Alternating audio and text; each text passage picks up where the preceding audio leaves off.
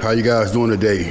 I'm so happy to be back on this podcast. You know, we had some horrific weather that prevented us from doing the podcast for the past 3 weeks. So, you know, I'm without my co-host, Saba Baptiste. She's still recovering from a fractured tibia. She fell out of a tree. I'm upset about that. I don't know what she's doing in the tree, but I got on her butt about that big time.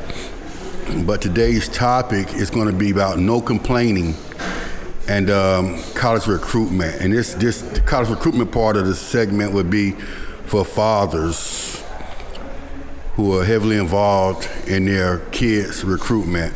But the no complaining piece, I just felt it necessary for me to speak on that because God has truly blessed me, and I found myself, come on over through, man.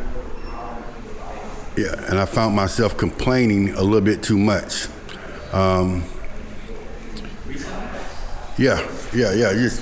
Just in general, you know what I'm saying?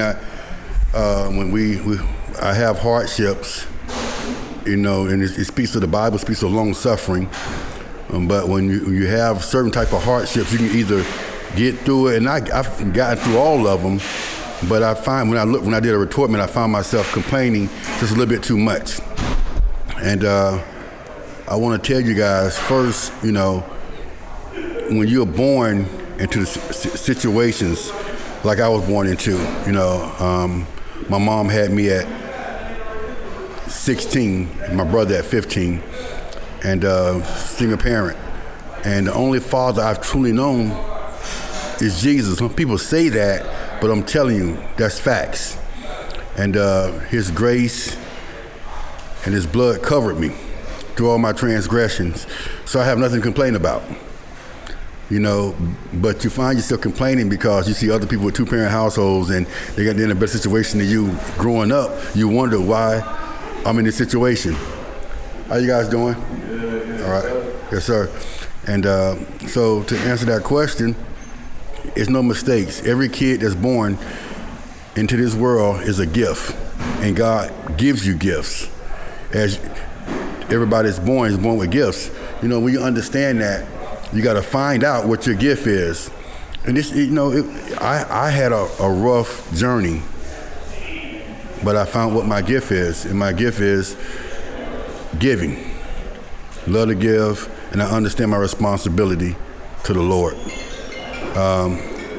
Had this family the other day, not getting off topic, but they came up to me the other day, and a friend of mine, she said, "Dad want to speak with me." He gave me a card, man, and it was just. And when I got here, I thought it was some issues or something. And he said, you know, I said, "Mr. Bright, what's going on?" He said, "Mike, I want to talk to you." And I said, "About what?" Then he said, "I just want to tell you, man, I'm so proud of you for all that you do, not for my family, just for my family, but for the city, this community as a whole." And man, it felt awesome, but I already knew how he felt about me because it's a feeling that you get when you're around people that truly love you. And every time I'm around him and his family, I have those feelings, you know, and it's mutual. I love them the same way. But they gave me a card and they gave me a gift, man, and it was just,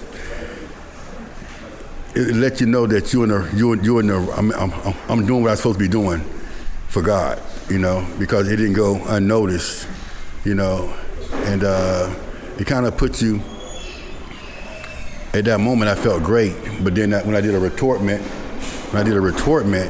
of my life, it can make me sad because I've done so much for my family and not one time have anybody ever gifted me in that way. You know what I'm saying? And you know, you don't do anything for gifts. You know what I'm saying? You do it because you know you want to do it. You got the resources to do it, and you're not looking for anything in return. And I wasn't looking for that. But when they gave me what they gave me, man, it was a great feeling. The card was awesome. Had all their family sign it. You know, just a card, and they gave me a money order with it. You know what I'm saying? And it was just. It could have been a money order. It could have been a gift card for $25 of gas, but the card itself was priceless. You know, so we have to stop complaining. I appreciate it, bro. Thank you. We have to stop complaining because if people out there see what you're doing, you know what I'm saying? And sometimes you can't see the forest for the trees. You just got to keep your head down and keep working. And so that's when I said, man, I had, but even before I got the card, we just been thrown off because of the hurricane, but I wanted to come on and talk about no complaining, you know? And, you know. It sounds like recognition is important sometimes. Well, I don't think that it's about the recognition part of it, but everybody want to feel appreciated. You know what I'm saying? So, even I don't think that's the right word. Recognition might be the word. You know what I'm saying? You want somebody, every time you do something conspicuous, you want it to be somebody. Conspicuous means to take notice. So every time you do something, it's with that mindset, and it's not for the recognition, but it's like it needs to be done. For me, I just did it because it needed to be done. And I told them, and when I texted the family back, they gave me the card and the gift. I had to let them know, man, God made me different. And if I don't do something that He puts in my heart to do, I don't want to let Him down. I want to be on the wrong side with Him. You understand? And when I say that this guy, Jesus, has been my only father I ever known, man, if you can put my shoes on, you'll understand. Because I through all my transgressions, He's been there, pleading with me, covering me, you know. And if it wasn't for Him, bruh, I wouldn't be here. I wouldn't have this business. I wouldn't have my degrees, you know. And I just want people to understand, man, everything that I've done in my life has been because of my father. You know, understand that? Yes. You know, he's the only one. Hell for a minute. Hey, man, how you doing, brother? Yes, sir. You good? All right, thank you, bro. All right, you too. Drink half and half. Yeah. I appreciate that. Yes, sir. Yeah, so, and that's pretty much it, man. You know, being born in some rough situations, you still have God. You still have Jesus on your side. And as a kid, you know, when you're raised the way I was raised, it's really hard for a kid to really be positive because my upbringing was so negative. Let me ask you a question. Do you have doubts about God or Jesus when you're growing up? Okay, I got you. Okay. All right, bro. Appreciate you. Yes, sir. All right. Yes, sir. Okay. Do I have doubts? Not now. I'm saying, as you were growing up, or have you ever, or what about like people who do have doubts? You know, I know something like that. Right. So that's why we're here right now, because there's some kids that feel like, man, I don't even believe in God because my life circumstances, my situation I'm in right now. So, and for those people that hear this podcast, or for a person that have a child that you feel don't believe that Jesus is real, please tell them if they're in Tampa Bay area, they can come see me, and I can give them plenty of footage to let them know He is real by my life experiences. You know, I'm just telling you, I could have done nothing without Him. All right, brother. When did you feel like you knew for sure? Because I feel like some people they're like maybe not, you know, but they need something like concrete. Okay, so. I'm sure something has to happen. Okay, so I was going into my sophomore year at Robertson High School, and we drove out to Carrollwood to a Rack Room Shoes to steal shoes. And I put on a pair of my feet. Wait, you said to steal? Steal. Oh, okay. Yeah, I put a pair of my feet, and I walked out the store with 2 pair in my hand. And my friends, it was 4 of us, they had 2 pair in their hand, and I got away with mine, and we all got away, but I got away with my shoes, you know. And if I had got caught, my life would have took a turn for the worse. That was robbery. I wouldn't be here. I had a record. You know, that was God's grace. Because I don't know why I always thought of myself as somebody, despite being called a bastard or a motherfucker, whatever, majority part of my life, you know what I'm saying, as a child. But I still thought that I was somebody. I can remember my mom sending me to the store with food stamps, and I didn't want to use them. I would come back and say, Ma, they don't have it. You know what I'm saying? Even to this day, I remember taking my son, Mike, to get shots. And they said, you qualify for WIC. I said, well, ma'am, I don't really need the WIC, I just need the shots. The lady said, you too good for WIC. I said, no, ma'am, I'm not saying that. I just don't need it. We just want the shots. I always believe in just working and doing what I gotta do. But at that age that I stole because I had no clothes. I had no shoes that was Mike Trigg worthy in my mind. Even though I didn't have nothing, I still wanted some nice stuff, And I think God understood that about me, and he covered me. That's one of the best things I can tell you about Jesus is real in my life. Yeah. You understand? Oh, I understand. Right. So, and it was more situations like that. You know what I'm saying? So I had one of my best childhood friends. He had a father, Mr. Cole, Officer Cole. Father was a police officer. And I got called stealing. He said, man, you can't steal, man. You got to ask your mom. She'll get it for you. I said, my mom ain't got the money to get it, bro. So he said, well, we got to get jobs. God put him in my life for that reason. You know what I'm saying? So he worked at McDonald's, I worked at Burger King. And that's when I start, buying my own clothes so I can look the certain way that I want to look. Even though that I still get my mom money, but when you have a parent like my kids have made a lot of money and I don't take money from my children, put it in the bank, so that's the leadership that you gotta have, and I didn't quite have that. My friend Kevin Knox posted this on Instagram. You can pick one. You can start your life over at 18. You can get a $500K annually. You can have supreme health the rest of your life, or you can live to be 105.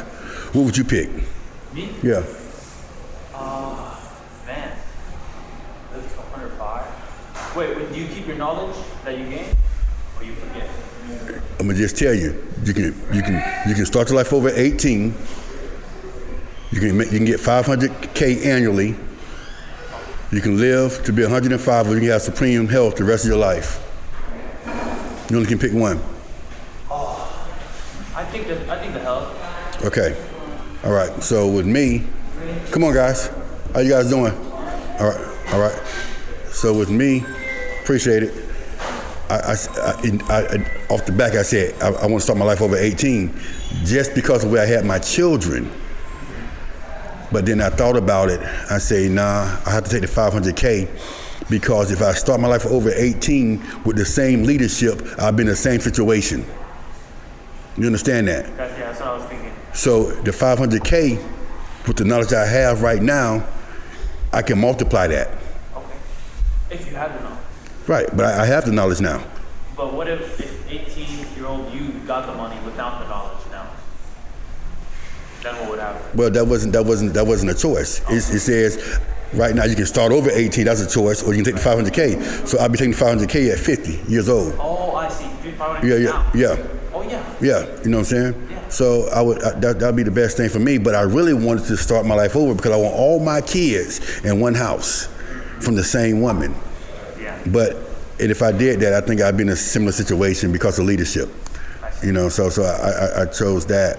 And that was a powerful. When I had to look at it, the $500K, because I'm gonna be in great health the rest of my life. I'll just work out, That's true. Yeah, so that's it, man.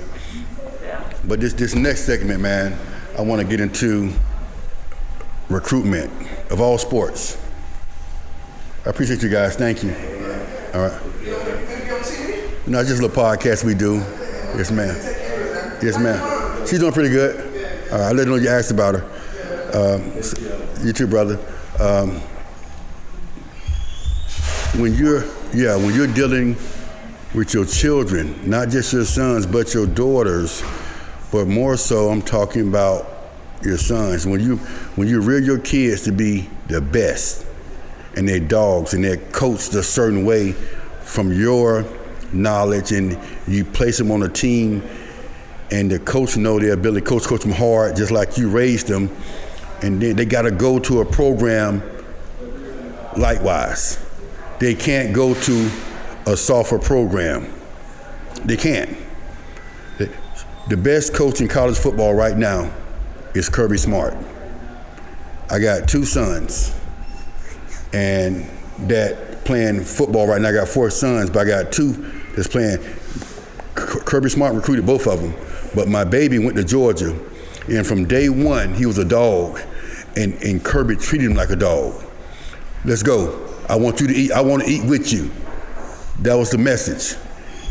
Mike's dream school was USC. He went there, and he was taken care of there, but they fired the coach. So now we got the transfer portal, so he ended up going to Ole Miss. And Lane's a good guy. He's a rock star of a coach. He's not a dog to me. Current coach? Yeah, no, Lane at Ole Miss. He's not a dog. He's a great coach, a great mind for offense, but he's not a dog. See, like Nick Saban is a dog, because like if we score a touchdown in Alabama, you can watch the film, it'll show you, and it's an easier pass play that wasn't made. Damn it, good. Yeah, we scored a touchdown, but this guy right here is running damn open every play. Let's hit him. You know, and that's what my son, that's what Mike needed. So now, and I explained this to Mike. I said, well, Mike, you know, you chose to go to USC, and I couldn't tell you otherwise because I wouldn't. That's your job. That's your choice. You worked your butt off to have the option, and that's the decision you want to make. I say, but look here, this is the thing. You are a dog. You got to be coached by a dog. And ain't too many dogs out there right now. You know what I'm saying? Urban Meyer was a dog. Jimmy Johnson, Barry Swiss, I'm going old school. Steve Spurrier, Bobby Bowden. Those guys, and we want our players to make plays. The best players play for me, the best players make plays. And right now, that's not the case. My son having a hard time, and he had a hard time in college. Mike did, because of decisions that he's made. You know what I'm saying? Because he was raised as a dog. He's always had a dog mindset, and he come on the field to be, he thinks that, you know, I'm unguardable. I'm the best. You know? And his ability shows up when they're throwing the ball. But why are they not throwing the ball? You know what I'm saying? He's wide open a lot of times, but they're not throwing the ball. You know what I'm saying? So I got to tell him, I said, well, this is the decision you made. See, if you had a coach, there was a dog, they said, damn, he open. Throw the ball to him. You know what I'm saying? But you don't have a coach like that, you know? And it's just been tough for him. So I'm telling parents right now, if you got kids that play sports and they play on a high level, you got to put them. You got to do the research. Say, look, I know you want to go this school, this school, this school, but this coach right here, this coach over here, this coach over here is better suited for you to get the way you want to go. And if you do that, man, your kid's going to have great success and have less heartache. You know, the thing with Mike, man, he's always been a talented kid, and he works really hard, and I raised him to be a man. All my boys, my oldest son, a man. You know, and when you're dealing with coaches and you're not in your home state and you're from Florida, you in Texas, and they're a football state too, but it's not nothing like this in our opinion. We're not bowing down. We're not going to just tone it down just to appease you. Coach, I'm the best. And my son stand on that. He outworks everybody. You know, he gets extra work after practice every day, you know, and it don't always work because that's the situation that he chose to put himself in. So what's he gonna do? He gonna stay there. You know what I'm saying? You got to fight. You got to stay there and fight. We're not running. We from Florida, from 813. We're gonna fight. You know what I'm saying? So that's what he's doing. He's fighting, and you know, he's doing the best he can, and hopefully he get an opportunity to go to the pros next year. You know. God willing. Yeah, God willing. But parents, if you got kids that play sports and you're watching this podcast, give your kids the opportunity to make their decision. You do your due diligence, excuse me, and researching the coaching. And if you do that, your family will be in a better situation as a whole. You'll have less conversation with your kid about how you're doing, how you feel about this, about that, because he'll be all smiles. Because it'll be coaching that he's used to, you know. And that's the thing. I pushed Mike so hard when he got to USC because I thought Power 5 football was the toughest thing since Hercules, you know. But when he got there, he said, Dad, we don't do half the stuff that me and you did, man. This is a joke. Had he went to Georgia, he'd have seen the work that you got to do to be a Power 5 player. Because my son at Georgia, he said, man, we work too damn hard here. I say, stay your ass right there and keep working. You're going to be a top 5 pick. You understand? In the upcoming draft. You know, that's what it produces. That's what it produces. When you got a coach that's insane about working, about being the best, it produces top picks in the NFL draft. If it's basketball, top picks in the NBA draft. You got to push them. They got a God-given ability, and your job as a coach is to pull everything out of them. So why did you choose that college? He chose USC because it was a dream school. As a kid, you know, I was coaching. He's playing flag football. 4 years old. I tried to give him my jersey number. Me and my oldest son, we were 19 in college. We shared that. I wanted Mike to have it too. Give me 5. I'm Reggie Bush. He played at Southern Cal, so that's where he ended up going to school at. And I love that. You know what I'm saying? I gave him 5. Ward in high school. Then he switched to number 1. You know, so it is what it is, man. But you know, you just got to give your kids the best opportunities, man. And you don't really want to be talking to a coach about your son's ability, just a great player. You don't want to do that, man. You know, I very seldom talk to coaches about my kids' ability because they always been great athletes. All my daughters and my sons. But the thing that I'm talking to Mike about is, bro, you gotta lay in this bed because this is the choices that you made. You know. And he learns a valuable lesson, you know, going to Baylor because it was better suited for him to go to Cal, you know. But once again, as parents, we got to get out of the way, let them make their decision. But and I told him, I was honest with him. I said, Mike, I'm gonna tell you this right now. Cal is prepared for you to come there and be the player that you want to be. But Baylor gave him more money, so he learned a valuable lesson about money. It don't make you happy. You know what I'm saying? I'm pretty sure he rather took that 120 from Cal than what he got at Baylor because he'd have been happy with his numbers, his draft projection, everything, projection. He'd have been happy with that. You know what I'm saying? So now, you know, he said, Dad, I'm gonna bet on myself. I'm gonna put my name in the hat anyway. You know what I'm saying? And that's all you can do. But parents, please give yourself opportunity, give your kids the best opportunity that you can. And if you do that, man, it's gonna be a great situation. I'm really missing my girl, Saba Baptiste, so it's gonna be kind of short today, man. But I just want you guys to know, man, no losses, just lessons. Put God first. That dude is everything to me. I'm nothing without him. I am a living witness that he's real. You know, and if you got some doubt, I share some things about my upbringing. I got plenty of stories like that, where his grace was sufficient to cover me and save me. You know, I've done things where I probably could have been locked up, but he had something better for me. And when I was able to realize that, you know what I'm saying, and respect what he had for me, he blessed me. Till next time, God bless. No losses, just lessons. Mike Trigg. Saba, miss you, baby. Yo.